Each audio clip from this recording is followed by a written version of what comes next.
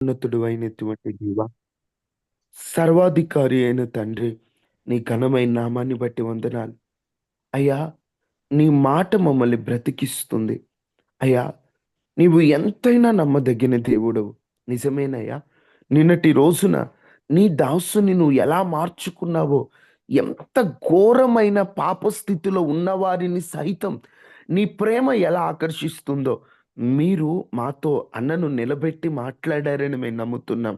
అయ్యా, ఈ రోజున అన్న సేవ అనుభవములోని విషయములను అన్న మాతో పంచుకొనుచుండగా నీ దాసుని నిలబెట్టి మీరు మా అందరితో మాట్లాడమని, ప్రతి అనుభవం మాకు మాదిరికరంగా మేము రోషముతో నింపబడినట్లుగా, నీ కొరకు బలమైన సాధనముగా వాడబడినట్లుగా, బ్రతుకుట క్రీస్తే చావైతే మేలనే ఒక తీర్మానముతో అయ్యా మేమందరం రోషంగా నీ కొరకు పని చేయనట్లుగా మమ్మల్ని అందరినీ కూడా నిలబెట్టమని. అన్నయ్య అయ్యా, సాక్ష్యాన్ని పంచుకుంటున్నప్పుడు మేమెవ్వరము కూడా నిర్లక్ష్యంగా నిద్రమత్తులుగా ఉండక ఆసక్తి కలిగి అయ్యా మేమందరం కూడా సాక్ష్యాలను ఆలకించినట్లు సహాయం చేయండి. నీ దాసుని సాక్ష్యము ద్వారా మమ్మలను బలపరిచి అయ్యా మమ్మల్ని మండించమని యేసు శక్తి కలిగిన నామములో అడిగి వేడుకొని ఉన్నాము తండ్రి. ఆమెన్. ఆమెన్. ఆమె. సమయాన్ని రాజేష్ అన్నకు అప్పగిస్తున్నాను. అన్న వందనాలన్నా. అయ్యా వందనాలు. ప్రైజ్ దలాడ్ అందరికీ. మరి ఇటు కృపనిచ్చినటువంటి దేవదేవునికి అనేకులు ఈ రోజును చూడలేకపోయారు. ప్రభువు మనకి ఇటు కృపనిచ్చాడు, నూతన దినాన్ని ప్రసాదించాడు. అందుని బట్టి మొట్టమొదటిగా ప్రభువు నామాన్ని స్తుతిస్తూ ఉన్నాను. అలాగే ఈ గ్రూప్లో చేరి ఉన్నటువంటి మీ అందరికీ కూడా, ముఖ్యంగా దైవజనులు ఇమ్మాన్యుల్ గారికి, అలాగే ఇంకా అందరికీ కూడా ప్రభు పేరిట వందనాలు, శుభాలు తెలియజేస్తున్నాను. ప్రభు మిమ్మల్ని దీవించును గాక. చాలా సంతోషం. ఒక్క చిన్న లేఖనాన్ని చదువుకున్న తర్వాత కొన్ని విషయాలు నేను మాట్లాడుతాను, తదుపరి ముగించుకుందాం. సామెతల గ్రంథము 13వ సామెత 12వ వచనాన్ని మనం చదువుకుందాం. సామెతల గ్రంథము 13వ సామెత 12వ వచనాన్ని మనం చదువుకుంటే అక్కడ ఒక చిన్న మాట, ఆ మాటలో ఉన్నటువంటి ఆంతర్యాన్ని మనం గ్రహిద్దాం ఈరోజు. ఎందుకంటే రాయబడిన మాటలో నేను ధ్యానం చేస్తున్నప్పుడు అక్కడ నేను నా వైపుగా అర్థం చేసుకున్నటువంటి కొన్ని విషయాలు మీ అందరికీ కూడా చాలా స్పష్టంగా అర్థమవుతుంది, చాలా సింపుల్గా అర్థమవుతుంది. చదువుతున్నాను చూడండి. సామెతలు 13:12 వచనం. కోరిక సఫలము కాకుండుట చేత హృదయము నొచ్చును. దేవునికి స్తోత్రం కలుగును గాక. మరి ఇంకొకసారి నేను చదువుతున్నాను. కోరిక సఫలము కాకుండుట చేత హృదయము నొచ్చును. ఈ మాట మీ అందరికీ అర్థమైందని నేను ఆశపడుతున్నాను. ప్రభునందు ప్రియ దేవుని పిల్లలారా, ఏదైతే మనము చదువుకున్నామో సామెతల గ్రంథంలో కోరిక సఫలము కాకుండుట చేత, మీకు అర్థమవుతుంది కదా. ఈరోజు క్రైస్తవ్యంలో చాలా మంది విశ్వాసులు, అటు సేవకులైనా ఇటు విశ్వాసులైనా, వారి వారి హృదయములలో ప్రతి ఒక్కరూ కూడా ఏదో ఒక ఆశ, ఏదో ఒక కోరిక. అంటే మనకు అర్థం కావాలంటే, ఒక తల్లి తన బిడ్డలను గురించి ఏదో ఒక కోరిక కలిగి, ఏదో ఒక ఆశ కలిగి, పిల్లల చదువు కావచ్చు, వారి భవిష్యత్తు కావచ్చు, భర్త గురించి కావచ్చు, గృహము యొక్క బాగోగులు కావచ్చు, ఆర్థికం కావచ్చు, ఆరోగ్యం కావచ్చు, ఇలా ఒకటి కాదు, సేవకులుగా మేము సంఘ అభివృద్ధి కావచ్చు, నూతన ఆత్మల యొక్క నడిపింపు కావచ్చు, ఇలా ఒకటి కాదండి. ప్రభునందు ప్రియ దేవుని పిల్లలారా, ప్రతి ఒక్కరూ కూడా ఏదో ఒక కోరిక, ఏదో ఒక ఆశ కలిగి జీవిస్తూ ఉంటాడు. మనిషి యొక్క జీవిత విధానం, మనిషి యొక్క ఈ ప్రయాణంలో ప్రతి ఒక్కరూ కూడా ప్రభువు దగ్గరికి వచ్చిన తర్వాత మనం చేసే ప్రార్థనలో దేవునికి మనం పెట్టే ఆ ఏదైతే విజ్ఞాపన లేదా మన విన్నపాలు వీటన్నిటినీ కూడా ప్రభు గమనిస్తూ ఉన్నప్పుడు ఆయన మన పట్ల చేసే చిన్న చిన్న కార్యాలు కావచ్చు, లేదా పెద్ద పెద్ద అద్భుతాలు కావచ్చు. పిల్లరా, ఈ ప్రత్యేకమైనటువంటి ఉదయంలో ఎందుకు ఈ మాట నేను చూపించానంటే, చాలా మంది వారి కోరిక సిద్ధింపబడకపోయినప్పుడు, వారి ఆశ తీర్చబడకపోయినప్పుడు, ఏదైతే వారు ప్రభువు దగ్గర మొరపెడుతున్నారో, ఏదైతే ప్రభువు దగ్గర వారు కోరుకుంటున్నారో, ఏదైతే వారు ప్రభువు దగ్గరకు వచ్చి అడుగుతున్నారో, ఉదాహరణకి మనమందరం కూడా ఏదో ఒక సబ్జెక్ట్ని బట్టి ప్రభువు దగ్గర ఉపవాసం ఉండడము, ఏదో ఒక సందర్భాన్ని బట్టి ప్రభువు దగ్గర ప్రార్థన చేయడము, ప్రతిరోజు కూడా ఏదో ఒకటి ప్రభువుని అడుగుతూనే ఉంటాం మనం. నాకు అదివు ప్రభువా, నాకు ఇది కావాలి ప్రభువా, నా బిడ్డలు, నా భర్త, నా కుటుంబం, ఇలా ఎన్నో విషయాలు ప్రభు దగ్గర మనం అడుగుతాం. అయితే చాలా మంది అనుకుంటారు, ఖచ్చితంగా నేను ప్రార్థన చేస్తున్నాను కాబట్టి ప్రభువు నాకు సమాధానం ఇచ్చి తీరాలి. ప్రభువే చెప్పాడు, నాకు మొర్ర పెట్టండి, నేను మీకు ఉత్తరం ఇస్తాను, నా పేరు ప్రార్థన ఆలకించేవాడు, మీరు అడగండి మీకు దొరుకుతుంది, మీరు ఖచ్చితంగా పొందుకుంటారు అని ఎన్నో సందర్భాల్లో ప్రభువు మాట్లాడాడు. కాబట్టి చాలా మంది ఇట్లా ప్రార్థన చేస్తారు, ప్రభు నాకు ఖచ్చితంగా నువ్వు ఇస్తావు, నాకు నమ్మకం ఉంది. చాలా మంది ఎంతో చాలా విశ్వాసంతో. అయితే ఈరోజు నేనేం చెప్పదలుచుకున్నానంటే, ప్రభు నందు ప్రియ దేవుని పిల్లలారా, నేను పోయిన ఆదివారం సంఘంలో ఒక పాట పాడి, ఆ పాటనే వాక్య రూపంలో ఆ సంఘానికి నేను వివరించడం జరిగింది.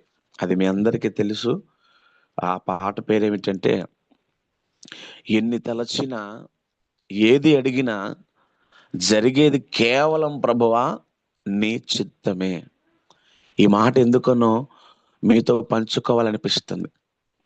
మళ్ళీ చెప్తున్నాను, ఎన్ని జరిగినా ఏది అడిగినా జరిగేది కేవలం నీ చిత్తమే ప్రభువా. మనం ఎన్నో తలంపులు కలిగి ఉంటాం,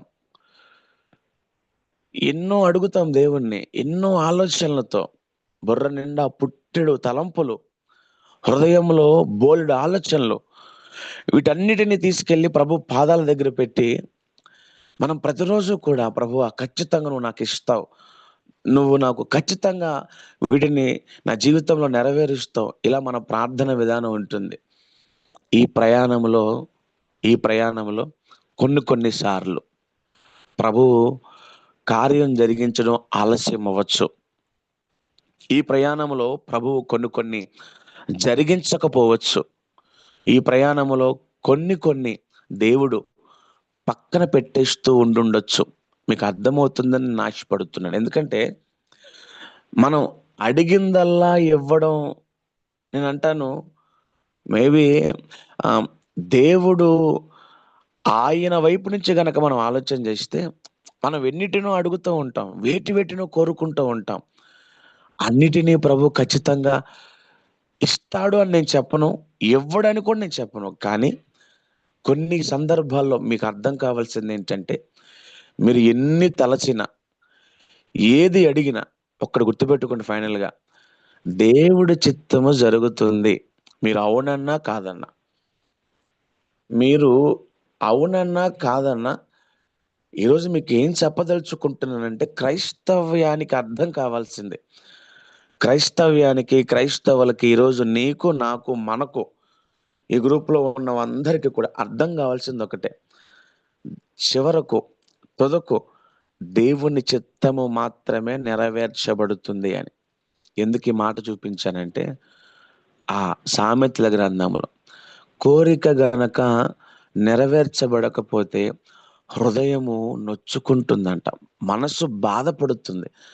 దీన్ని కంటిన్యూగా మనం దీని గురించి లోతుగా ఆలోచన చేస్తే, మనసు గాయపడినప్పుడు, మనసుకు బాధ అనిపించినప్పుడు, ప్రభువు దగ్గర మనం అడిగినవి ఆయన వద్ద నుంచి మనకు జవాబు రానప్పుడు, మనం అడిగిన విషయాలు ప్రభువు జరిగించినప్పుడు ఏదైతే ప్రభువుని మనం అడుగుతున్నామో అది ప్రభువు మనకు ఇవ్వనప్పుడు మన మనసుకు గాయమయ్యి, ఆ గాయము రేపబడి చివరకు ఈరోజు క్రైస్తవులు ఎలా మారుతున్నారంటే భ్రష్టులుగా తయారైపోతున్నారు.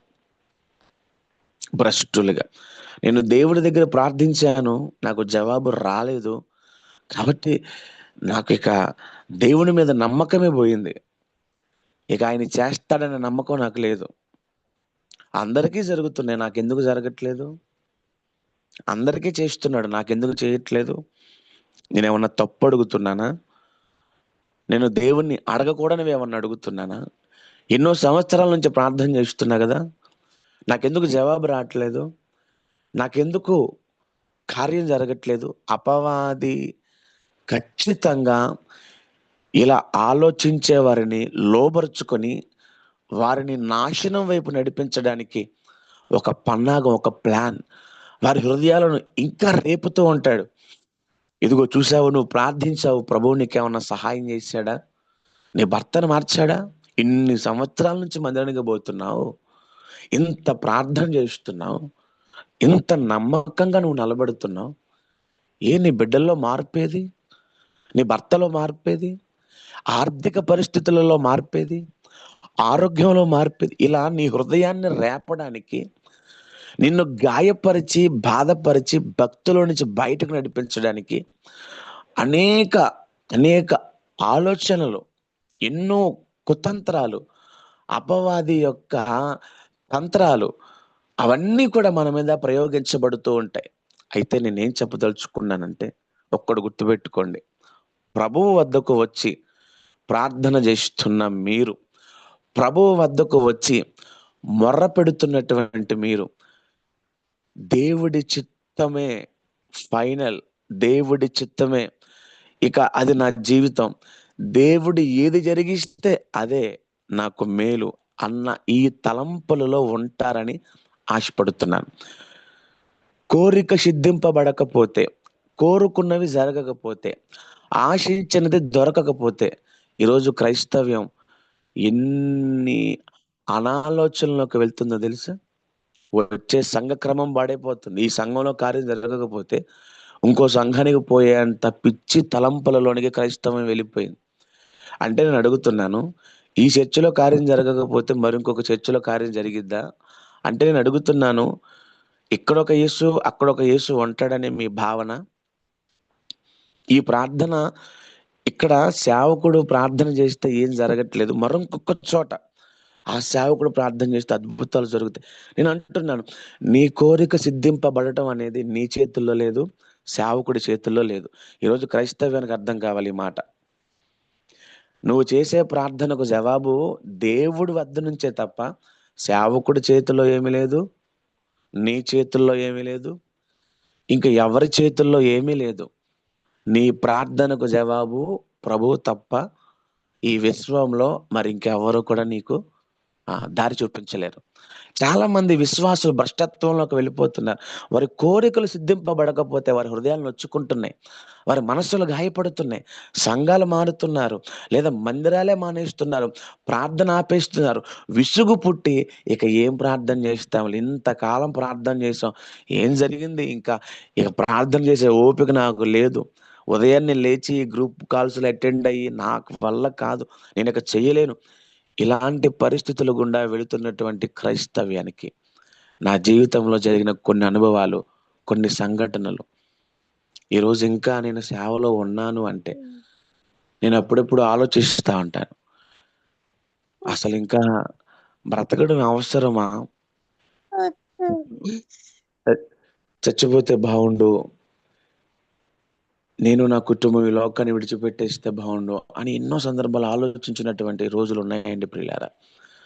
నేను ఎన్నో అడిగా దేవుణ్ణి, ఎన్నో కోరికలు కోరాను, ఎన్నో ఆలోచనలతో నా ప్రార్థన విధానం, దేవుని దగ్గర మేము చేసే విజ్ఞాపనలు రాత్రి పగలు తేడా లేకుండా 365 రోజులు ఒక్కరోజు కూడా చర్చిలో ఉండకుండా మేము ఎప్పుడు కూడా మేము లేము. ప్రతిరోజు మందిరంలోనే ఉంటాం, ప్రతిరోజు మందిరంలోనే ఉంటాం, మేము ప్రతిరోజు ప్రార్థన చేస్తాం, ప్రతిరోజు కన్నీరు కారుస్తాం. ప్రతిరోజు నేనైతే ప్రతి నిమిషం కూడా ప్రభువుకు మొరపెడుతూనే ఉంటాను. ప్రభు నాకు అది కావాలి, ప్రభు నాకు ఇది కావాలి, ప్రభు నాకు అది చేయి, ప్రభు నాకు ఇది చేయి ప్రభు. ప్రియులారా, నా జీవితంలో జరిగినటువంటి కొన్ని విషయాలు ఎందుకు చెబుతున్నానంటే, ఈ విషయాలు మన చిత్తము, మన ఆలోచన, మన ప్రణాళిక కాదండి. దేవునికంటూ ఒక చిత్తం, ఒక ఆలోచన, ఒక ప్రణాళిక ఉంటుంది. దాన్ని మనం క్వెషన్ చేసేంత ఆ స్థాయి మన బ్రతుకులకు లేదు. ఎందుకు నువ్వు నాకు చెయ్యట్లేదు అనే అడిగేంత హక్కు ఒకవేళ ఉన్నప్పటికీ కూడా, మనము దేవునికి బిడ్డలము, ఆయన మనకు తండ్రి. హక్కు మనకు ఉన్నప్పటికీ కూడా అడగకూడదేమో అన్నట్లుగా నేను భావిస్తాను. ఎందుకంటే ఆయనను నిలదీసేంత గొప్పవాళ్ళం మనం కాదు. ఎందుకు ప్రభువా నాకు చెయ్యవు? నేనంటాను, ఒకవేళ ఆ అవకాశం ఇచ్చాడు దేవుడు. కానీ తండ్రి ముందు తల ఎత్తి ఆయన్ని ఎదిరికించేంత మూర్ఖత్వం మనకు రాకూడదంటాను. తండ్రి ముందు తలదించి, నా తండ్రికి తెలియదా నాకేం కావాలో అన్న ఆలోచనలు మనకు ఉంటే బాగుండు అని నేను ఆశపడతాను. ప్రభునందు ప్రియ దేవుని పిల్లలారా, బైబిల్ గ్రంథంలో యోబు ఒక మాట అంటాడు. యెహోవా ఇచ్చెను, యెహోవాయే తీసుకొనెను. నేను ఇంకొక మాట కూడా అంటాను. యెహోవా పిలిచెను, యెహోవాయే చూచుకొనును. అంటే ఇస్సాకును బలివ్వడానికి అబ్రహాం గారు ఆ కొండ పర్వతం ఎక్కుతున్నప్పుడు బాబు ఇస్సాకు అడుగుతూ ఉంటాడు, నాన్న అన్నీ ఉన్నాయి బలివ్వడానికి, ఎక్కడ జంతువు ఏది, ఆ ఏది బలిచ్చేటువంటి ఆ జంతువు ఎక్కడుంది అని అంటే, అబ్రహాం అంటాడు, దేవుడే చూచుకుంటాడు. అబ్రహాం అంటాడు, దేవుడే చూచుకుంటాడు. కట్టెలు పేరుస్తున్నాడు, పిల్లవాడి చేతులు కాళ్ళు కడుతున్నాడు. అప్పటికి అడుగుతున్నాడు, నాన్న అన్నీ ఉన్నాయి, ఏది బలి చేయడానికి, ప్రభువుకి అర్పణగా అర్పించేదానికి ఏది, ఆ ఆ ఆ గొర్రె గాని లేదా ఇంకొకటి ఏది నాన్న అని అడుగుతున్నప్పుడు అబ్రహాం అంటాడు, దేవుడే చూచుకుంటాడు, దేవుడే చూచుకుంటాడు, ఆయన చూస్తాడు, నువ్వు బాధపడకు, ఆయనే చూసుకుంటాడు. నేను ఈ మాట ఎందుకు చెబుతున్నానంటే, యెహోవా ఇస్తాడు, అవసరమైతే తీసుకుంటాడు. యెహోవా మనలను పిలుచుకున్నాడు, ఆయనే మనలను నడిపించుకుంటాడు. ఈరోజు క్రీస్తుని నమ్ముకున్నావంటే నీ గొప్పతనం కాదు, ప్రభు నిన్ను పిలిచాడు. అన్యులుగా ఉన్న మనలను ధన్యతలోనికి నడిపించడానికి ప్రభు మనలను పిలిచాడు. మనం అనుకుంటే ప్రభువును నమ్ముకున్నది కాదు. ఒకవేళ అదే నిజమై ఉంటే ఈ లోకంలో ఎందరో ఇంకా అన్యత్వంలోనే ఉన్నారు. అంతెందుకు, మన కుటుంబాల్లోని వ్యక్తులే ఇంకా రక్షణ పొందుకోలేదు. ప్రభు మన మీద ఒక ప్రణాళిక, ఒక చిత్తాన్ని కలిగి ఉన్నాడు, ఒక ఆలోచన కలిగి ఉన్నాడు. నీ మీద, నా మీద ఆయనకు ఒక ప్రత్యేకమైన దృష్టి ఉంది. ఆయన పిలుచుకున్నాడు, ఏం కావాలో కూడా ఆయనే చూసుకుంటాడు. ఆయనే పిలిచాడు, ఆయనే నడిపిస్తాడు, ఆయనే రమ్మన్నాడు, ఆయనే తీసుకొని పోతాడు, ఆయనే ఇచ్చాడు, ఆయనే ఇంకా ఇస్తాడు, లేదా అక్కడతో ఆపేస్తాడు, లేదా ఇచ్చిన వాటిని మరలా వెనక్కి తీసుకుంటాడు. ఈ ప్రయాణంలో నీ హృదయం నొచ్చుకోకూడదు. ఈ ప్రయాణంలో నీ మనస్సు గాయపడకూడదు.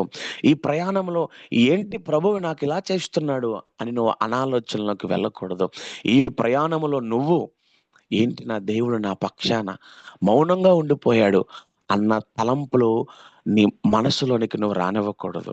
అందుకే చెబుతున్నా, నువ్వు ఎన్ని తలుస్తున్నావో నాకు తెలియదు, వేటిని అడుగుతున్నావో నాకు తెలియదు, చివరిగా జరిగేది దేవుని చిత్తమని గుర్తుపెట్టుకో. దేవుడి చిత్తంలో అన్యాయం ఉండదు, దేవుడి చిత్తంలో మోసం ఉండదు, దేవుని చిత్తంలో నిన్ను బాధ పెట్టేదే ఉండదు. దేవుడి చిత్తం ఎప్పుడు కూడా గొప్పగానే ఉంటుంది. క్రైస్తవేమా, నా జీవితంలో నేను దేవుని సేవలోకి వచ్చి ఈ జనవరికి 9 సంవత్సరాలు పూర్తయిపోతాయి. 9 సంవత్సరాలు పూర్తయి నేను 10వ సంవత్సరంలోకి అడుగు పెడుతున్నాను.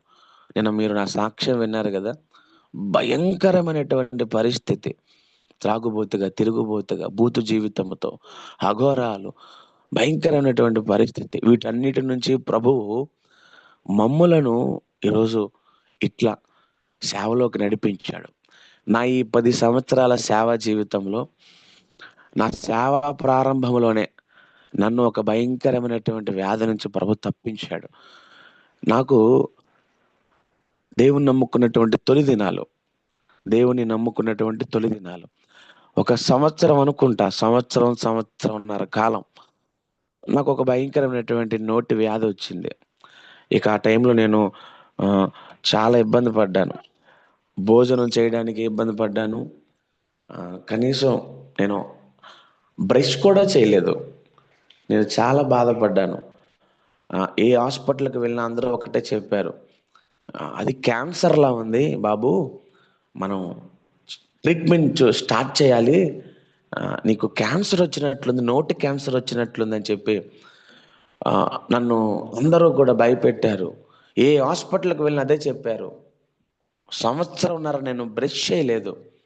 సేవలోకి వచ్చిన క్రొత్తలో ఏం చేయాలో అర్థం కాకపోతే నాకు తెలిసింది ఒక్కటే, ప్రార్థన.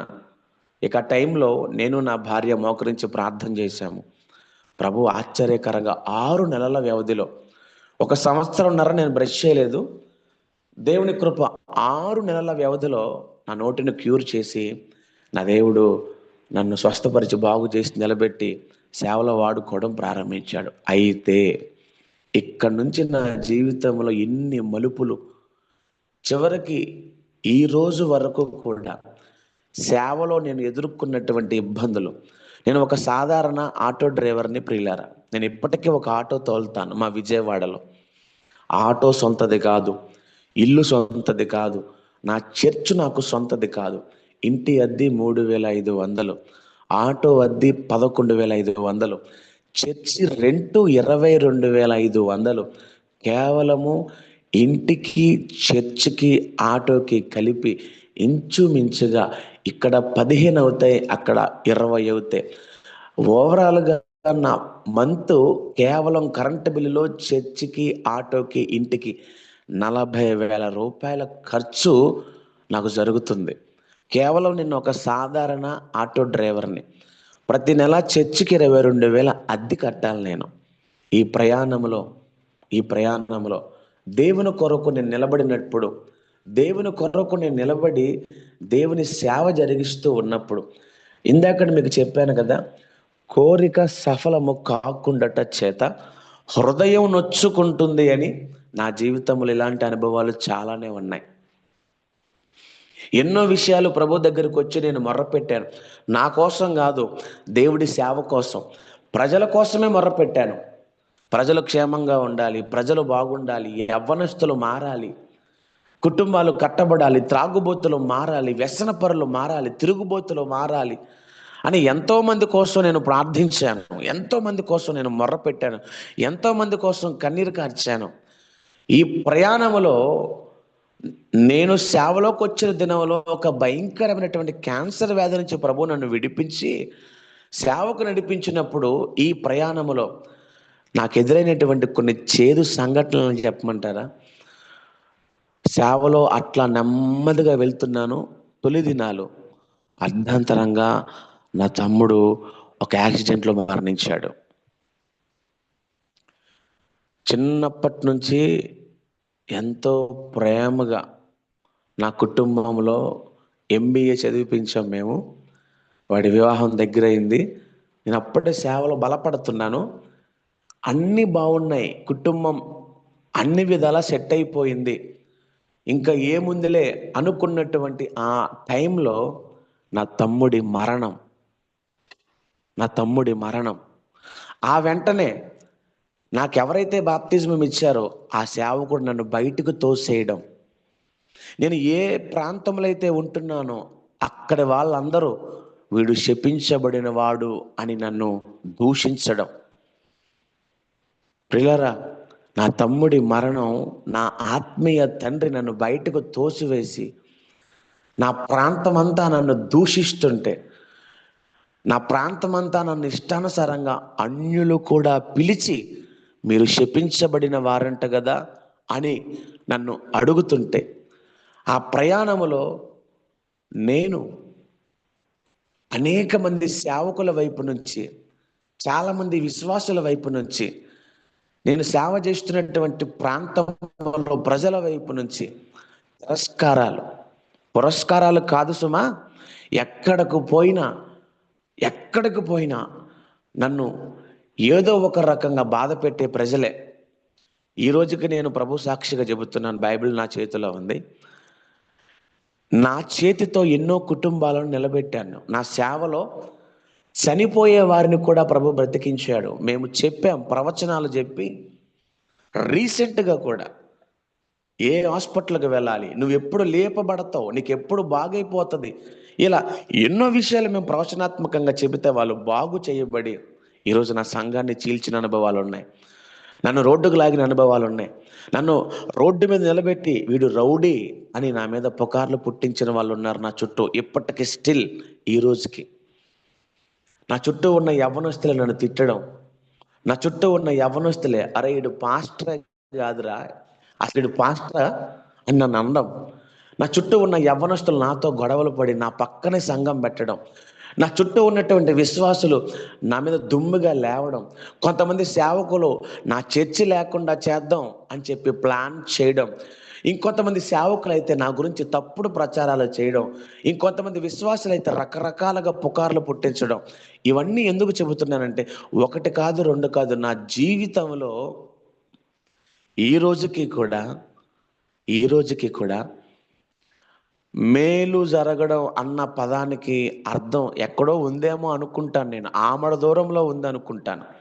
నేను ఒక సేవకుణ్ణి, ఎన్నో ప్రాంతాలకు దిగుతాను, ఎన్నో స్వస్థతలు జరిగాయి, ఎన్నో చీకటి శక్తులు విడిపించబడ్డాయి, ఎందరో బంధకాల నుంచి తప్పించబడ్డారు, ఎంతోమంది యవ్వనస్తులు కట్టబడ్డారు, ఎన్నో కుటుంబాలు బాగు చేయబడ్డాయి. కానీ స్టిల్ ఇప్పటికి నేను చెబుతున్నాను, నా జీవితంలో నేనున్న నా స్థితి ఏంటో నాకు తెలుసు, నా ప్రభువుకు తెలుసు. ఇవన్నీ ఎందుకు చెప్పానో తెలుసా? ఒక వైపు నుంచి కాదు, అన్ని వైపుల నుంచి. ఇంకొక మాట చెప్పిన, నేను ఇంచుమించుగా ఒక 25 నుంచి 30 లక్షల రూపాయల ధనాన్ని కూడా పోగొట్టుకున్నాను వ్యాపారాల్లో. దేవుని నమ్ముకున్న తర్వాత నేను మామిడికాయల బిజినెస్, తోటలు కొనేవాడిని, నాకు రెస్టారెంట్ ఉండేది, నాకు 8 ఆటోలు ఉండేవి.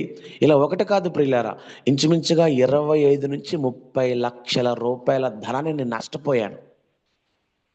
ఇలా ఒక్కటి కాదు, ఇప్పుడు నా వెన్నుపూస అంతా కూడా పాడైపోయి డ్యామేజ్ అయిపోయింది. నేను ఎక్కువసేపు నిలబడలేను, ఎక్కువసేపు కూర్చోలేను, గట్టిగా నేను ఎక్కువసేపు మాట్లాడలేను. నా ఆరోగ్యం పాడైపోయింది, నా డబ్బు పోయింది, సమాజంలో గౌరవం పోయింది, మర్యాద పోయింది, పేరు పోయింది. నా చేతి కింద ఉండే 2 విశ్వాసులు ఎడమ పక్కన ఒక చర్చు, కుడి పక్కన ఒక చర్చు పెట్టి నా సేవను పాడు చేశారు. నా తండ్రి, నా ఆత్మీయ తండ్రి నన్ను బజార్లకు నెట్టి దొంగ అని ముద్ర వేశాడు. సేవకులందరూ కలిసి వీడు సేవకుడే కాదు అని నా మీద రకరకాల ఎలిగేషన్స్ తీసుకొచ్చారు. నా ప్రయాణంలో ఎన్ని రకాలుగా ఒక వ్యక్తి నష్టపోతాడో అన్ని రకాలుగా, అన్ని వైపులుగా నేను ఎన్నో పోగొట్టుకున్నాను, వెన్నిటినో కూడా చేజార్చుకున్నాను. కానీ స్టిల్ ఒకటి చెబుతాను, నా దేవుడు నాతో ఉన్నాడు, నా దేవుడు నాతో ఉన్నాడు. ఎందుకంటే నా దేవుడు నాతో ఉన్నాడు కాబట్టే నా చుట్టూ ఉన్న ప్రపంచం రేపబడుతుంది. నా దేవుడు నాతో, నా పక్కన, నాలో ఉన్నాడు కాబట్టే అపవాది తట్టుకోలేక, అపవాది సహించలేక, అపవాది ఓర్చుకోలేక నా చుట్టూ ఉన్న ప్రపంచాన్ని రేపుతూ ఉంది. వారు రేపబడుతున్నారు, నా మీద తిరగబడుతున్నారు, నన్ను అనకూడని మాటలు అంటున్నారు, నన్ను నా కుటుంబాన్ని రోడ్డుకు లాగుతున్నారు. మీకు ఒక మాట చెప్పిన, స్ట్రైట్గా సాఫ్ట్గా మీకు అర్థమైపోద్ది, ఒక్క మాట చాలు. ఒక సేవకుడు నా భార్యని, నా కూతుర్ని ఏ సేవకుడు కూడా మాట్లాడ్డు అలా మాట్లాడాడు. ఏమనంటే తెలుసా? నా భార్యని నేను చేస్తున్న ప్రాంతంలో మగవాళ్ళు పాడు చేసేస్తారు అని చాలా వల్గర్గా మాట్లాడాడు. ఆ మాట మీకు వివరించడానికి నాకు బాధగా ఉంది. నాకు నా పాప వయసు 5 సంవత్సరాలు 6 సంవత్సరాలు ఉంటుంది. ఆ చిన్న పిల్లని పట్టుకొని ఒక సేవకుడు ఏమన్నాడంటే, ఇది పెద్ద అయిన తర్వాత ఎవడు తెలిపోద్ది అన్నాడు. నన్ను నా కుటుంబాన్ని, నా భార్యని పాడు చేసేస్తారని, నా పిల్ల ఎవరితో పోయిద్దని రకరకాల మాటలతో నన్ను కృంగదీశారు, నన్ను బాధ పెట్టారు. ఇవన్నీ ఎందుకు చెప్పానో తెలుసా? వీటన్నిటి కోసం ప్రభు దగ్గర నేను ప్రార్థన చేశాను. మీ అందరికీ బైబిల్ గ్రంథంలో ఆశ తెలుసు కదా, కీర్తనల గ్రంథంలో ఆసాపు కీర్తనలు అద్భుతంగా ఉంటాయి. అవన్నీ కూడా ఒక్క మాట అందులో రాయబడిన మాట. అతను అంటాడు, భక్తిహీనుల క్షేమాన్ని చూసి ఎందుకు ప్రభువా మాకంటే వాళ్ళ సుఖంగా ఉన్నారు, మాకంటే వాళ్ళ సంతోషంగా ఉన్నారు, ఎంత భక్తి చేసి మా బ్రతుకులు ఎందుకు ఇలా బజార్ల పాలవుతున్నాయి, వాళ్ళు చాలా హ్యాపీగా ఉన్నారు అని చెప్పి అతను వాపోతుంటే అతని హృదయం కూడా నొచ్చుకుంది. ఎంత భక్తి చేస్తున్నాము, ఎంత ప్రార్థన చేస్తున్నాము, ఎంత కష్టపడుతున్నాము, ఎంత సేవ చేస్తున్నాము, నీతికి నిలబడ్డాము, మా బ్రతుకులు ఎందుకు ఇలా అయిపోయాయి అని అతను బాధపడుతుంటే ఆసాపు కీర్తనలో ప్రియులారా ప్రభు అంటాడు, పిచ్చోడా నీకు తెలియంది ఏంటంటే ఏ క్షణమున వారు వారి జీవితాలు ముగించబడతాయో అది వాళ్ళకు కూడా తెలియదు. వారు కొండ అంచున వారి ప్రాణం ఎప్పుడు పోద్దో వాళ్ళకే తెలియదు అని కొన్ని విషయాలు అక్కడ కీర్తనకారుడితో ప్రభు మాట్లాడతాడు. ఈరోజు ఈ విషయాలన్నింటిని బట్టి మీతో మాట్లాడుతున్నా. ఒకటి గుర్తుపెట్టుకోండి, నువ్వు నీతికి నిలబడ్డావా, నీ పక్కన దేవుడు ఉన్నాడు, నువ్వు భయపడొద్దు. నా జీవితంలో అది జరగట్లేదు, నా పిల్లల జీవితంలో ఇది జరగట్లేదు, నా భర్త ఏమిటి, నా ఆరోగ్యం ఏమిటి, నా అప్పులు ఏమిటి, నా కుటుంబం ఏమిటి, నా పరిస్థితి ఏమిటి, మీరు బాధపడొద్దు. ఇంకొక చిన్న విషయం చెప్పనా, మా చర్చి అద్దె నెలకి 22,000 కట్టాలి కదా, ఇంచుమించుగా 3 సంవత్సరాలన్నర నుంచి నేను చర్చికి రెంట్ కడుతున్నా. ఆల్మోస్ట్ 10 లక్షల అద్దె కట్టా. నేను 10 లక్షల అద్దె కట్టా 3 సంవత్సరాలు ఆటో దోలి. నిన్న నా చర్చికి తాళం వేసేసారు, ఒక్క నెల అద్దె కట్టలేదని. నిన్న స్త్రీల కూడిక, ప్రతి నెల మా చర్చిలో స్త్రీల కూడిక జరిగిద్ది. స్త్రీల కూడిక ఆపేశాను, చర్చి బయట కూర్చుని ఏడ్చాను. నా చర్చికి తాళం వేసేశారు, ఒక్క నెల చర్చి అద్దె కట్టలే. నేను ఒక్క నెల డిసెంబర్ నెలలో ఆర్థికంగా వెనకబడ్డానని ₹1,00,000 అడ్వాన్స్ ఉంది, 10 లక్షలు కట్టా ఇప్పటి వరకు. ఇప్పుడు నేను ప్రభు దగ్గరికి వచ్చి, ప్రభువా నీ సేవ కదా చేస్తున్నాను నేను, ఎందుకు నువ్వు నాకు ఒక కొంత డబ్బు ఇవ్వలేకపోయావు, నా ఓనర్ మనసు ఎందుకు నువ్వు మార్చలేకపోయావు అని నేను అడగను. ఏది జరిగినా దేవుని చిత్తం లేకుండా జరగదు. నిన్నండి ప్రియులారా మా చర్చికి తాళం వేసేసారు, మేము రోడ్డు మీద కూర్చొని ఏడ్చాం, మందిరానికి వెళ్ళలేకపోయాం, చర్చి షట్టర్ తీయలేదు నేను, అద్దెది అది ఒక్క నెల అద్దె కట్టలేదని మమ్మల్ని బయటకు తోసేశారు, ₹1,00,000 అడ్వాన్స్ ఉంది. ఇవన్నీ ఎందుకు చెబుతున్నానో తెలుసా, నా జీవితంలో అనుభవాలు. ఎన్ని తలచినా, ఏది అడిగినా, అమ్మా, అయ్యా, తమ్ముడు, యవ్వనస్తులారా, దేవుని చిత్తం అనేది ఒకటి ఉంటుంది. దేవుడు నిన్ను ఎన్నుకున్నప్పుడు నీ పక్షాన ఆయనే కార్యం జరిగిస్తాడు. నువ్వు కంగారు పడద్దు, నువ్వు తొందరపడద్దు. ప్రభు తప్పకుండా, అబ్రాహాం అంటాడు కదా, యెహోవాయే చూచుకుంటాడు, యెహోవా ఆయనే చూసుకుంటాడు. మనమందరం ఈ ధైర్యంతో బ్రతుకుదాం. ఇప్పటికే ఒకటే చెబుతున్నాను, క్రైస్తవులలో భక్తి అది కాస్త అప్డేట్ అయితే బాగుండు అనుకుంటాను. ఇంకా అడిగింది ఇవ్వలేదని మందిరం మానేయకూడదు, అడిగింది ఇవ్వలేదని ప్రార్థన మానకూడదు, అడిగింది పొందుకోలేదని ప్రభువుకు దూరం అవ్వకూడదు, దేవుడు నేను కోరుకున్నది జరిగించలేదని చెప్పి నీ మనస్సు నొచ్చుకోకూడదు. నువ్వు నొచ్చుకున్నట్లయితే నువ్వు క్రైస్తవుడివే కాదు. నీ మనస్సు నొచ్చుకుంటే నువ్వు క్రైస్తవుడివే కాదు. నీ మనస్సు నొచ్చుకోకూడదు, నువ్వు బాధపడకూడదు. ఏది జరిగినా నా మంచికే, నా మేలుకే, అంతా తన చిత్తమే అని ఎప్పుడైతే నువ్వు తల వంచగలుగుతావో సాతానుడు నీ యొద్ద నుంచి పారిపోతాడు. ఏది జరిగినా నా మంచే, కీడైనా నా మేలు కొరకే, నా దేవుడు రెండింతల ఆశీర్వాదం నాకు ఇస్తాడు. ఇప్పుడు ఏం జరుగుతుందో నాకు అర్థం కాకపోవచ్చు, ఫ్యూచర్ ఏంటో నా ప్రభు చేతిలో ఉంది. నా ప్రభు అన్యాయస్తుడు కాదు. ఆ నమ్మకం నీకుంటే అపవాది నీ వద్ద నుంచి పారిపోతాడు, వాడు తొలగిపోతాడు. ఎందుకు చెబుతున్నానంటే, కోరిక సిద్ధింపబడకపోతే మనసు నొచ్చుకుంటుంది అని సామెతల గ్రంథంలో సొలొమోను గారు రాశారు. కానీ నేను అంటాను, నీ కోరిక సిద్ధింపబడకపోయినా నీ మనస్సు దృఢంగా, పటిష్టంగా నిలబడి ప్రభువు కొరకే కనిపెట్టుకునేంత గట్టిగా నువ్వు మారాలని నేను ఆశపడతాను. ఈరోజు నా సేవ జీవితంలో ఈ చిన్న అనుభవాలు ఇప్పటికీ కొన్ని లక్షల రూపాయలు ఖర్చు పెట్టి మీటింగ్స్ పెట్టాను. ఎంతోమంది సేవకులు, ఎంతోమంది విశ్వాసులు నా సాక్ష్యం యూట్యూబ్ ఛానల్లో కానీ, సమాజంలో కానీ ఇంత గొప్పగా నడుస్తున్న మా జీవితంలో కూడా దేవుడు జరిగిస్తేనే, ఆయన కదిపితేనే, ఆయన మన వైపుగా తిరిగితేనే. అందుకనే యెహోవా ఇల్లు కట్టించకపోతే కట్టేవాడివి నువ్వెంత, నేనంత. యెహోవా కృప, ఆయన దయ లేకపోతే ఒకడు ఒక ముద్ద తిని తృప్తి పొందుట అసాధ్యము. ప్రాకులాడకు, పరుగులు తీయకు, నిలకడగా నిలబడు, నిలువు మోకాళ్ళ మీదకి రా, ప్రార్థించు. ప్రభువా ఏది చేస్తావో అదే చెయ్యి, నేను నిలబడతాను. ఓపిక, ఓర్పు, సహనము. ఓపిక, ఓర్పు, సహనము. ఎందరు ఎన్ని మాటలు అంటున్నా యోబు నీతిమంతుడండి. దేవుడే చెప్పాడు యోబు నీతిమంతుడు. కానీ స్నేహితులు ఏమంటున్నారు? రే యోబు, ఏం పాపం చేసావు నువ్వు? కానీ యోబు నిలబడ్డాడండి. రెండింతల ఆశీర్వాదం. నీ చుట్టూ ఉన్న ప్రపంచం నిన్ను గేలి చేస్తున్నా, నీ చుట్టూ ఉన్న ప్రపంచం నిన్ను పాడు చేస్తున్నా, నీ చుట్టూ ఉన్న ప్రజలు నిన్ను అవమానిస్తున్నా, ఎన్ని రకాలుగా దూషిస్తున్నా, ఒక్కడు గుర్తుపెట్టుకో, అపవాది ఎన్ని అగ్ని బాణాలు వేసినా దేవుడి కౌగిట్లోకి వెళ్ళిపో నువ్వు. ఆయన రెక్కల చాటుకు పరిగెత్తు నువ్వు. ఆయన హస్తపు నీడకు త్వరపడి వెళ్ళు నువ్వు. వేటిని చూడొద్దు. ఈ లోకంలో నీ భర్త నిన్ను ఒక మాట అన్నా నువ్వు మౌనంగానే ఉండాలి. నీ పిల్లల వైపు నుంచి శోధన వచ్చినా నువ్వు మౌనంగానే ఉండాలి. నీ సంఘ కాపర నుంచి నీకు శోధన వచ్చినా నువ్వు మౌనంగానే ఉండాలి. నీ తోటి విశ్వాసం నుంచి నీకు శోధన వచ్చినా నువ్వు మౌనంగానే ఉండాలి. ప్రభువే పనిగట్టుకుని నీ మీదకి శోధకుని పంపించినా నువ్వు మౌనంగానే ఉండాలి. బైబిల్ మనకు అదే నేర్పుతుంది. తల ఉంచాలి, తల దించాలి, ప్రభువుకి చేతిని అప్పగించాలి. ఆయన వెంటబడి ఆయన అడుగు జడల్లో నడవడం మనం ప్రారంభించాలి. ఈరోజు విశ్వాసులకైనా నేను ఒక్కటే నేర్పుతున్నా. నేను ఒక విశ్వాసిగానే ఉన్నప్పుడు దేవుని సంఘానికి ₹1000 కానుకలు ఇచ్చేవాడిని. రాత్రి పగలు గొడ్డు కష్టపడ్డట్లుగా కష్టపడేవాడిని. ఈ రోజుకి నేను చెబుతున్నాను, నా జీవితంలో ఎన్నో విషయాలు ప్రభు దగ్గరికి వచ్చి నేను మొరపెట్టాను. కానీ ఆయన చిత్తమే ఫైనల్గా నా జీవితంలో జరుగుతూ వచ్చింది. కాబట్టి ఒకటి గుర్తుపెట్టుకోండి, హృదయము నొచ్చుకోకూడదు. ఏది జరిగినా ప్రభు చిత్తమని మీరు నమ్మాలి. ఏది జరిగినా దేవుడికి తెలియకుండా జరగలేదని మీరు విశ్వసించాలి. ప్రభు మీద మీరు ఆధారపడాలి. ప్రభు మీద మీరు దృష్టి పెట్టాలి. ప్రభు మీద మీరు నమ్మకం ఉంచాలి. ఆయన కొరకు మీరు పరుగులు పెట్టాలి. మీరు ప్రార్థన ఆపొద్దు, వాక్యం ఆపొద్దు, సహవాసం ఆపొద్దు, సంఘ క్రమాలు మానొద్దు.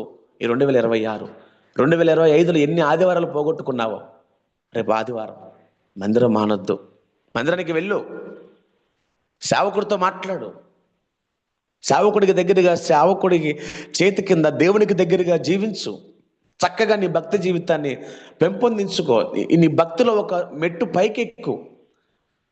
నా దేవుడు నాకు చేయట్లేదే, నా దేవుడు నన్ను పట్టించుకోవట్లేదు, అందరూ బాగున్నారే, నేనేం తప్పు చేశాను, నేనేం పాపం చేశాను, నేనేమో ఆస్తులు అడిగానా, అంతస్తులు అడిగానా, మేడలు అడిగానా, మిద్దులు అడిగానా అని నువ్వు అనుకుంటున్నావు. కానీ దేవునికి అన్నీ తెలుసు. మనందరికి ఒక టైం, ఒక పర్ఫెక్ట్ టైం అనేది ఒకటి ఉంటుంది. ఆ టైంలో ప్రభు మనందరి తలలు పైకెత్తుతాడు ఖచ్చితంగా.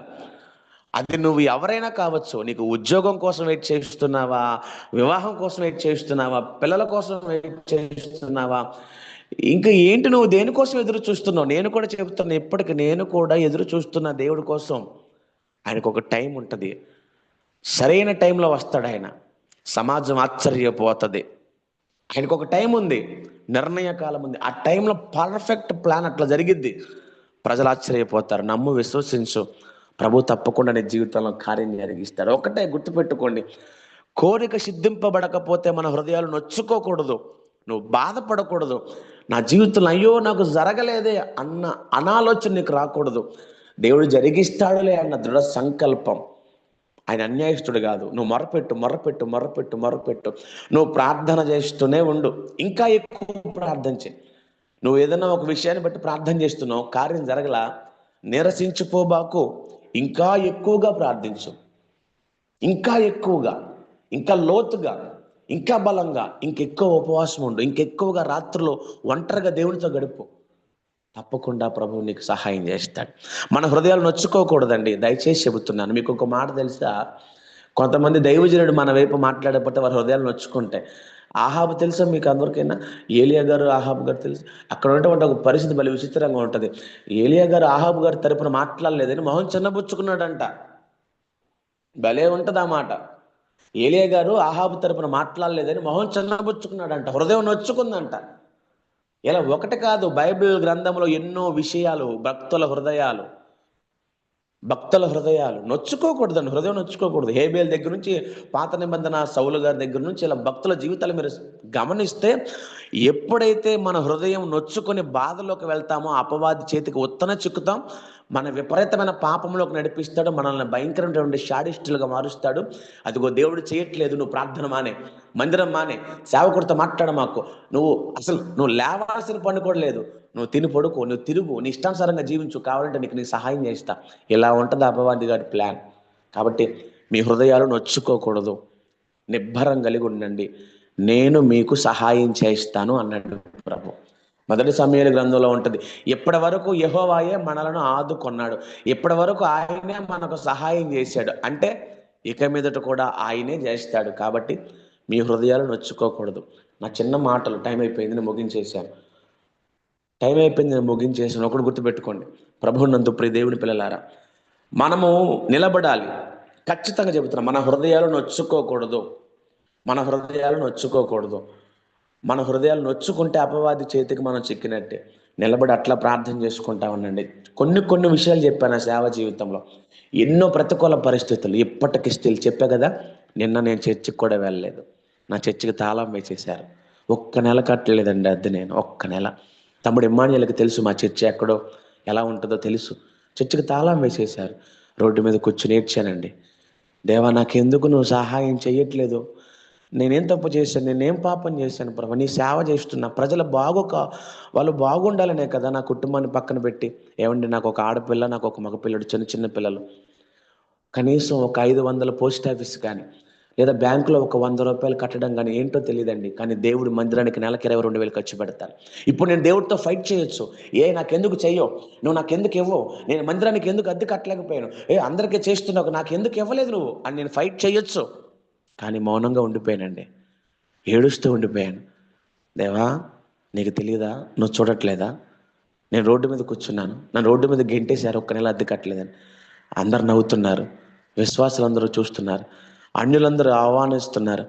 నీ చిత్తమా, ఇది నీ చిత్తమా, ఓకే డన్, నీ చిత్తానికి నేను తలంచుతాను ప్రభు, నీ చిత్తమే నా ఎడల సిద్ధించును గాక. ఇలా ఒకటి కాదండి, 100 అనుభవాలు నా జీవితాల్లో ఉన్నాయి. కానీ ఫైనల్గా ఒక మాట చెప్పి ముగించేస్తాను, ఏది జరిగినా ప్రభు చిత్తమే మన జీవితంలో జరుగుతుంది. నువ్వు ఎన్నైనా అడుగు, నా జీవితంలో నా అనుభవాన్ని చెబుతున్నా, ప్రభువు చిత్తమే జరుగుతుంది. నువ్వు ఒక్కటి గుర్తుపెట్టుకో, ఆయన చిత్తానికి లోబడిపో, నీ జీవితాన్ని ఆపాదమస్తకంగా అంకితం చేయి, తప్పకుండా నా దేవుడు నీకు సహాయం చెయ్యునుగాక. నువ్వు దేని గురించి ఆలోచిస్తున్నావో, దేని గురించి నువ్వు బాధపడుతున్నావు, నువ్వు దేని గురించి చింతపడుతున్నావో, ఈ సంవత్సరంలో ప్రభువు నాకు ఇచ్చిన వాగ్దానం ఏంటో తెలుసా? యోబు గ్రంథం 8వ అధ్యాయంలో కొన్ని మాటలు రాయబడి ఉంటాయి, 8, 9, 10 వచనాల్లో. ఇదిగో నీ మీద శ్రద్ధ నిలుపుతాను అన్నాడు. యోబు గ్రంథంలో దేవుడు నాతో మాట్లాడాడు. నేను ఉపవాస ప్రార్థనలో ఉన్నప్పుడు 2025 ముగింపు డిసెంబర్ చివరి 3 దినాల్లో నూతన సంవత్సరంలో దేవుడు నాకు ఇచ్చిన వాగ్దానం యోబు గ్రంథం 8వ అధ్యాయంలో 8, 9 కింద వచనాల్లో ఉంటాయి. నీ మీద నేను శ్రద్ధ నిలుపుతాను. ఈ మాట నీతో కూడా మాట్లాడుతున్నాడు. మీ మీద ప్రభు శ్రద్ధ నిలుపబోతున్నాడు. మీ నివాస స్థలములను వర్ధిల్లింప చేయబోతున్నాడు. ఈరోజు మీ స్థితి మొదట కొద్దిగా ఉండినను మీరు తుదకు మహా అభివృద్ధిలోకి నడిపించబడతారు. ఇది నా దేవుడు నాకు ఇచ్చిన వాగ్దానం. నేను నమ్మానండి, నేను నమ్మాను, మీరు నమ్మండి. దేవుడి చిత్తం ఖచ్చితంగా మన ఎడల జరుగుతుంది. 2026లో నూతన ఆశీర్వాదాలు మీరు నేను చూస్తాము. 2025లో పోగొట్టుకున్నవి 2026లో నీ దగ్గర నుంచి పోనివ్వడు. విశ్వసించు, ఆయన నీ కుటుంబం మీద శ్రద్ధ నిలుపునుగాక, నీ నివాస స్థలమును వర్ధిల్లింప చేయునుగాక, నిన్ను మహా అభివృద్ధిలోనికి నడిపించునుగాక, నా దేవుడు నిన్ను దర్శించునుగాక, నా దేవుడు నిన్ను బలపరచునుగాక, స్థిరపరచునుగాక, ఉన్నతంగా నా దేవుడు నిన్ను నిలబెట్టునుగాక. నా దేవుడు నాకు ఇచ్చిన వాగ్దానం మీతో పంచుకొని ముగించేస్తున్నా. ప్రభు మిమ్మల్ని దీవించునుగాక. చాలా సంతోషం పిల్లారా, మీకు అర్థమైందని ఆశపడుతున్నా. దేవుడి చిత్తాన్ని కనిపెట్టండి. ఏది జరిగినా ప్రభువుకు తెలియకుండా జరగలేదు. ఆయన్ని నిలదీసేంత ధైర్యం కానీ ఎప్పుడు సాహసం కానీ చేయకండి. మౌనంగా నిలబడండి. అంతా మన మంచి కొరకే. ఫ్యూచర్ గొప్పగా ఉండబోతుంది. ప్రభు అట్టి కృప మనందరికీ అనుగ్రహించునుగాక. ఆ వాగ్దానాన్ని ఎత్తిపెట్టి ప్రార్థన చేసుకోండి. యోబు గ్రంథం 8వ అధ్యాయంలో ఖచ్చితంగా ఈ వాగ్దానం మీ ఎడల, నా ఎడల, మన ఎడల ప్రభు జరిగించునుగాక. ఆమె ప్రభు మిమ్మల్ని దీవించునుగాక. చాలా సంతోషం అయ్యా. వందనాలయ్యా. ఆఖరి ప్రార్థన చేసి ఆశీర్వాదం ఇవ్వండి అన్న. తప్పకుండా చిన్న ప్రార్థన చేద్దాం పిల్లరా. నా జీవితంలో ఒక అనుభవాన్ని మీతో పంచుకున్నాను. ప్రతి విశ్వాసి కూడా ఈరోజు ఒక చిన్న ప్రార్థన దేవుడు చేయట్లేదని బాధపడొద్దు. అయ్యో నా భర్త మారట్లేదని బాధపడొద్దు. నా కుటుంబ పరిస్థితి ఏంటని నువ్వు అనాలోచనలోకి వెళ్ళొద్దు. నీ పిల్లల గురించైనా, నీ భర్త గురించైనా, నీ ఉద్యోగం గురించైనా, నీ వ్యాపారం గురించైనా, నీ ఆరోగ్యం గురించైనా, ఆర్థిక పరిస్థితులనైనా ప్రభువే చూసుకుంటాడు. బాధపడొద్దు. కన్నీటితో ఆయన పాదాలు కడగడానికి ఒక్కసారి మనందరం తలలో వంచి ప్రార్థన చేద్దాం. అయ్యా, ఈ ఉదయకాలం అందు ఒక్కసారి మా ప్రార్థన ఆలకించు. అందరం కూడా ప్రార్థన చేసుకుందాం ప్రియులారా. అందరం కూడా ప్రార్థన చేసుకుందాం. ఒక్కసారి మమ్మల్ని జ్ఞాపకం తెచ్చుకోదేవా, ఒక్కసారి మమ్మల్ని జ్ఞాపకం తెచ్చుకో. ఏ ఇబ్బందిలో ఉన్నావో చిన్న ప్రార్థన చేసుకోమ్మా, చిన్న ప్రార్థన. దేవుడే చెప్పాడు, నీ కుటుంబం మీద శ్రద్ధ నిలుపుతాను, నీ నివాస స్థలాన్ని వర్ధలింపజేస్తాను, నీవు మహా అభివృద్ధిలోకి వెళ్తావు. చిన్న ప్రార్థన. నా బిడ్డ మీద శ్రద్ధ నిలిపోయా, నా భర్త మీద శ్రద్ధ నిలిపోయా, నా కుటుంబం మీద శ్రద్ధ నిలిపోయా, నన్ను ఆదుకో ప్రభువా, నన్ను ఆదరించు ప్రభువా, నన్ను ఆశీర్వదించు ప్రభువా, నన్ను దీవించు ప్రభువా, నన్ను బలపరచు నాయన. ఒక్క మారు నన్ను జ్ఞాపకం తెచ్చుకో ప్రభువా, ఒక్క మారు నన్ను జ్ఞాపకం తెచ్చుకో నాయన. మహాపరిశుద్ధుడా, మహోన్నతుడ దేవా, నీకు వందనాలు. గ్రూప్లో ఉన్న బిడ్డలందరినీ మీ చేతులకు అప్పగిస్తున్నా. నిశ్చయముగా మీ బిడ్డలు దీవించబడుదురుగాక, ఆశీర్వదించబడుదురుగాక, లేవనెత్తబడుదురుగాక, కృప వారికి తోడైండునుగాక. ప్రతి బిడ్డ కన్నీరు నాట్యంగా మార్చబడునుగాక. ప్రతి బిడ్డని మీరు లేవనెత్తుదురుగాక, ప్రతి బిడ్డని మీరు స్థిరపరచుదురుగాక. మీ బిడ్డలందరినీ మీ కొరకు సాక్షులుగా నిలబెట్టుకుందురుగాక. తమ్ముడు ఇమ్మాన్యుయేల్ చేస్తున్న పరిచయాన్ని మీరు దీవించి, సేవలో ఎన్ని అనుభవాలు ప్రభువా, సేవకులుగా ఎన్నో నష్టపోతూ ఉంటాం, మేము ఎన్నో కోల్పోతాం. క్రైస్తవులుగా లోకం మమ్మల్ని చిన్న చూపు చూసిద్ది, కానీ మీరు ఆనందించమన్నారు, సంతోషించమన్నారు. మీ కుమారుని మీరు బలపరిచి ఇంకా సేవల అభివృద్ధిలోకి తీసుకుని వెళ్ళండి. సహకరిస్తున్న బిడ్డలందరినీ దీవించండి. గ్రూప్లో ఉన్న ప్రతి బిడ్డని మీరు ఆశీర్వదించండి. యోబు గ్రంథం 8వ అధ్యాయంలో మీరు మాకు ఇచ్చినటువంటి వాగ్దానం వారి జీవితాల్లో కూడా మీరు నిలబెట్టి ప్రభు ఆశీర్వదించి స్థిరపరిచి జరిగించమని, మహా అభివృద్ధి వారికి మీరు అనుగ్రహించమని యేసు అతి పరిశుద్ధ నామమునందు ప్రార్థించి, విన్న మాటలు కోరికలు సిద్ధింపబడకపోతే మా హృదయాలు నొచ్చుకుంటున్నాయి. కాదు ప్రభు, మీరు నిలబడమని మీరు మాట్లాడుతున్నారు. మీరు నిలబడండి, నా చిత్తాన్ని కనిపెట్టండి, తప్పకుండా మీకు మేలు చేస్తానని మీరు మాట్లాడారు. అటు కృప పరిశుద్ధాత్మను మీరు మాకు అనుగ్రహించి, మోకాళ్ళ ప్రార్థన, కన్నీటి వరమ, ఉపవాస ప్రార్థన చేయగలిగే కృప మీరు మాకు ప్రసాదించమని, ఈ ప్రార్థన ఆలకించి ఉదయకాలం ముందు మీ బిడ్డలందరూ మీరు దర్శించమని యేసయ్య అతి పరిశుద్ధ నామమునందు ప్రార్థించి అడిగి వేడుకొని నిశ్చయముగా ఈ ప్రార్థనలన్నిటికీ కూడా ఫలములు పొంది ఉన్నాము తండ్రి. ఆమేన్. యేసు రక్తమే జయం, సిలువ రక్తమే జయం, అపవాది క్రియలకు అనంత నాశనం. ప్రభు యేసు నామమునకే సంపూర్ణ విజయము కలుగునుగాక. ఆమేన్. తండ్రి అయిన దేవుని ప్రేమ, కుమారుని యొక్క యేసు క్రీస్తు వారి కృప, ఘన పరిశుద్ధాత్మని యొక్క అన్యోన్యమైన సహవాసం మనకు, సంఘమునకు, సకల పరిశుద్ధులకు కూడి ఉన్న మీ అందరికీ కూడా, మీ కుటుంబాలకు కూడా నా దేవుడే తోడేయండి, దీవించి ఆశీర్వదించునుగాక. ఆమేన్. ఆమేన్. ఆమేన్. అందరికీ వందనాలండి. ప్రభు వందనాలు. మిమ్మల్ని దీవించును. వందనాలు తమ్ముడు. వందనాలన్నా. థ్యాంక్ యూ సో మచ్ అన్న. సాక్ష్యం చెప్పిన తమ్ముడు కూడా వందనాలండి. అమ్మా వందనాలు. మా తమ్ముడు కూడా వందనాలు.